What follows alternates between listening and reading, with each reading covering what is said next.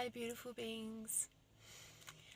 So, I suppose it might be helpful to get some more concrete reasons as to why we have to be hyper-vigilant of our thoughts.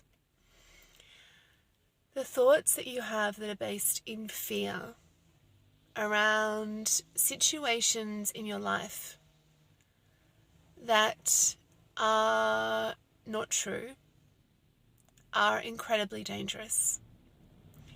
And the reason they are is because what happens is you sit in a space in time and you bring to mind an outcome of an event that's important to you.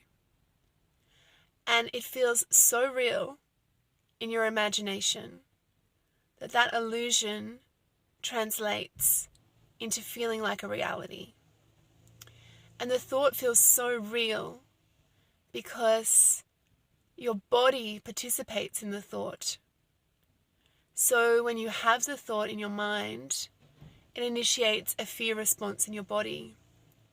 And that brings the thought out of the consciousness into 3D reality through the field of your body.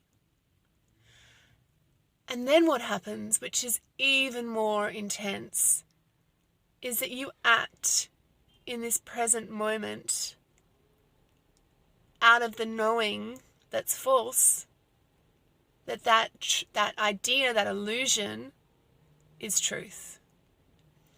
So then you create a reality in the now around a fear of the future. So say, for example, you're really concerned about your job. You are working as hard as you can, you're learning as much as you can, you're achieving as much as you can, yet you have this continual worry that you'll be fired. So out of that worry that you have on a daily basis comes this feeling of anxiety. So that anxiety is anchored in your body. And out of that anxiety, then, your behaviors are altered.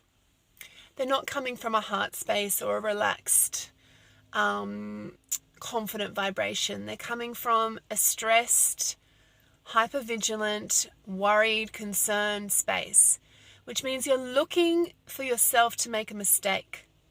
You're looking for yourself to mess up.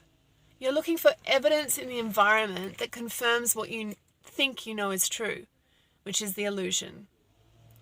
So then your reality becomes completely shifted to fit into the space of your future fear. And we can do this in relationship too. We can project any fears that we have around that person into the relationship. So, for example, you may be anxious that that person isn't going to show up for you in a certain way. So then you worry and you fear that happening, and then you act in ways that aren't really conscious. So the conversations you have, the demands you place on that person, all those things, your behaviors are aligning to that fear, to that future thought. So the whole essence of your being becomes aligned to a lie, to an illusion. In that present moment, you have the job, you have the relationship. You are just putting on it the perception that you want to put on it to align with your fears.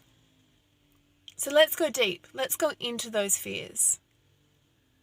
Those fears are wired into you in your limiting beliefs. So the I'm not good enough is a really strong one in the collective of humanity.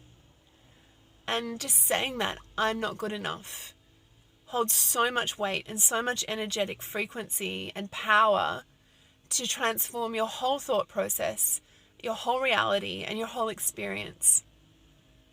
So it becomes like a parasite, I suppose. It infiltrates your being to shift you out of who you are. And that feels real, except it's not. It's a lie. It's just like a covering over the truth. But your consciousness is the only thing that can really save you. Your conscious awareness is the only thing that has the power to override that truth that you feel is truth, but it's actually the lie. So sit in conscious awareness and bring conscious awareness to that space where your thought is creating an illusion of a reality that's not true. So see it, meet it, don't dramatize it, don't make it more than it is, don't make it less than it is, just meet it as it is and say, hey, there you are, thought. There you are creating a reality for me right now.